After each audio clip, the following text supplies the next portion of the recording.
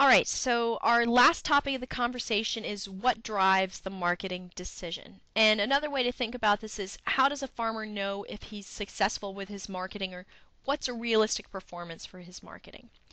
One of the things that when we're doing extension grain marketing education that we like to tell farmers is that a realistic improvement to their better marketing skills, if they take lots of marketing skill classes and really invest in their marketing knowledge, a realistic price improvement is 2 to 5%.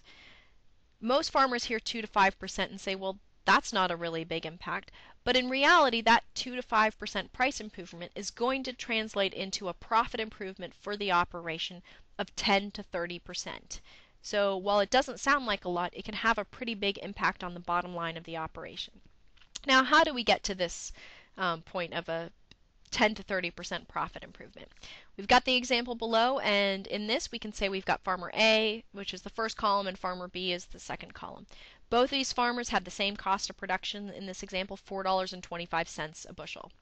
Farmer A did pretty good with his pricing. He got $5.20 a bushel. So his profit margin is that $5.20 a bushel price minus the $4.25 cost, or a 95-cent per bushel profit margin. Farmer B, he's invested in his marketing skills. He got a 5% higher price. A 5% higher price would be $5.46 per bushel. For him, his profit margin is the $5.46 price minus the $4.25 cost, which gives him a $1.21 profit margin, 27% higher than Farmer A with his 95-cent per bushel profit margin. So what this example illustrates is that 5% price improvement translated into almost 30% profit improvement. Another way to think about what's a benchmark of a realistic price to receive is to take a look at the state average prices for the state of Indiana. Now, what this table shows you is for the marketing years from 2005 through 2010. What is in the middle column, we've got the state average price for the average price that Indiana farmers received. The low column and the high column refer to bids that are offered by a Central Indiana corn buyer. So these are prices that the farmer could have received if he were able to establish those prices at the buyer. There's a couple points from this slide to highlight. One of them is just how much price risk there has been in recent years. You take a look at a year like the 2007 marketing year, where the low price offered by the buyer was $3.09. The high price offered by the buyer was $7.19. That is a $4 price spread over that marketing year. Now, of course, the average price received for the state of Indiana was $4.39, substantially below that high price offered of $7.19. When you look through the whole table, that's something that you'll notice. That state average price is always well below what the high price is, and sometimes substantially below what the high price is. So for a farmer trying to figure out what's a realistic price to receive for his corn, the high price is not a good benchmark. A much better benchmark is that state average price. The other point behind that, and one of the reasons why we recommend to farmers that, maybe not recommend, but we suggest to farmers that an average price is a good goal, is that on average, a farmer that receives the average price is going to stay in business. That marketing is really part about trying to achieve the larger farm goals, and most farmers have farm survival or operation survival as one of those goals. Therefore, the goal of the average price that would ensure survival is a reasonable goal to have from a marketing perspective. Now, we also asked the Top Farmer Crop Workshop participants, and these are relatively large farmers, more on the order of about 3,000 acres and up, what are their marketing goals? We asked this survey in 1994, which is the red bars, and in 2008. And so what this chart shows you is the percentage of farmers that said that a particular marketing goal was either very important or important to them.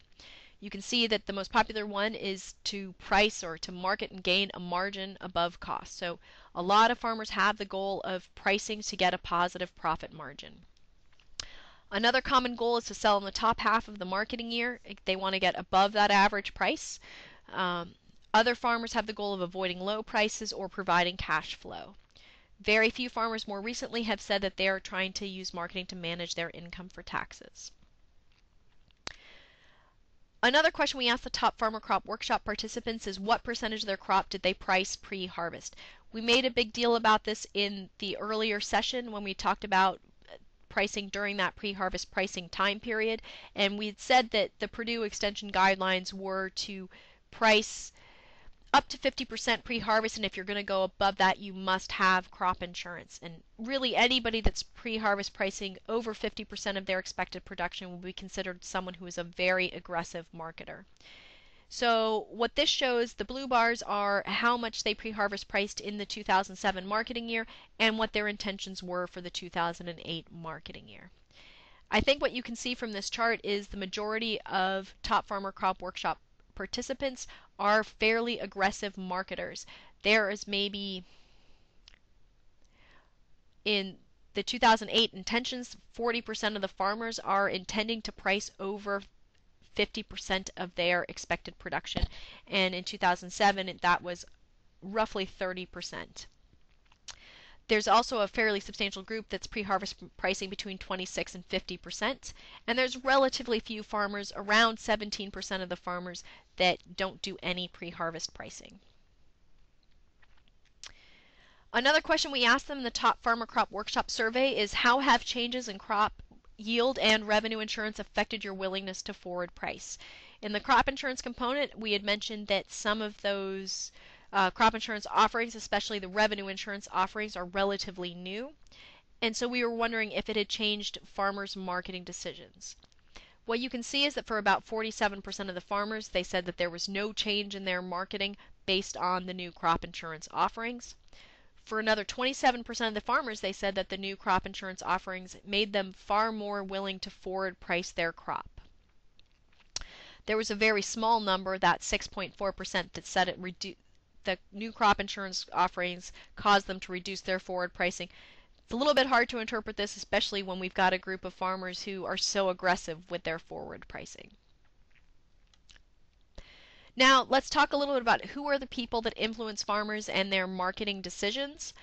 A lot of times the grain merchandiser or that local grain buyer, whether the grain merchandiser is at an elevator or an ethanol plant or a livestock operation, will be one of the most important influencers for the farmer's marketing decisions. This will be the person that will tell the farmer, this is what we're willing to pay today, this is what we're willing to pay for 6 months from now, and that person can really influence the farmer's marketing decisions.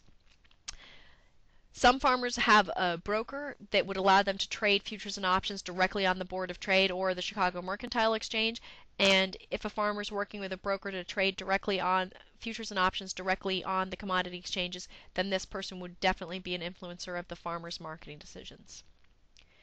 Other farmers hire market advisors, and these advisors have the role where they are helping the farmer form an outlook opinion about where futures prices and basis are likely to go. And for farmers who are doing a lot of outlook-based pricing decisions, they probably have that market advisor who's influencing what they do. Lastly, there's going to be others in the operation that are going to be influencing the marketing decisions, and some of these may be cash flow needs, where maybe they need to purchase a new car or vehicle for the household, and that would generate a cash sale of the grain in order to be able to buy a new car. Alright, so we've already talked a little bit about how do farmers know if they're successful at marketing, and I think what we really want to do with this section is to give you some sense of just how difficult it is to make those pricing decisions and to feel good about those marketing decisions. And really what we want to do here is have an example where we bring it back and make it personal. So I want you to take a minute and think about how your retirement. Alright, so this is a slide from Rick Brock, and he's one of the major market advisors that's nationally known in the US, and this really speaks to the emotion piece of marketing. So if we continue down, how emotion can take over the marketing decision and how that's really not a good thing. So he calls this the 7 stages of marketing. Here you are, you're in the spring time period, you're looking at the price and you see it's below the cost of production and you don't know. Prices go up a little bit and you start getting confused about what decision to make because you're getting close to your cost of production. Then prices go up a little bit further. They're above your cost of production. You've got a positive profit margin. You get really happy. Then they go even higher and you see that you've got huge profits and you get exuberant and you think, oh, they're just going to go higher. Think about what I can do with all this money. I can reinvest it in the operation. We can go on that vacation we've been wanting for years. Then prices start to come down, and you know, the farmer starts hoping that they're going to come back up because he doesn't want to let go of the dreams of the vacation and all the investments, and so farmer doesn't price. Then it goes down a little bit further. Now the price is somewhere close to the cost of production and the profit margin's gone away, and the farmer gets angry. The price goes even lower. We're below cost of production. The farmer's going to lose money, and at this point he's embarrassed because he could have priced when he was exuberant and profits were huge, but he waited because he thought they were going to go higher and went to this hope, angry, embarrassed phase. This is the emotional 7 stages of marketing.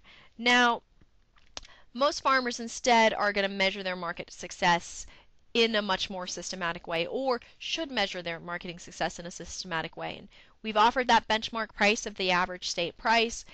Another great benchmark is the break-even price for the operation.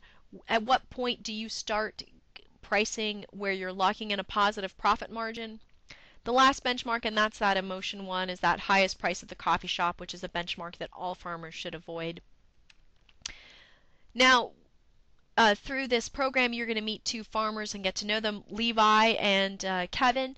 And if we were to talk to Levi, and when we talk to Levi about his marketing approach, we're going to hear him tell us that for him, marketing goals help and matter, that for him it's important to spend time on marketing every day, and that it's critical to know his cost of production in these decisions. For Kevin, he's got a saying that he likes to use, which is that it's tough to go broke making money. And this is one that reflects, I'm going to sell at a price above my cost to get a positive profit margin, and then I'm not going to worry about it. If prices go higher, I'll just sell more. There's nothing wrong with high prices.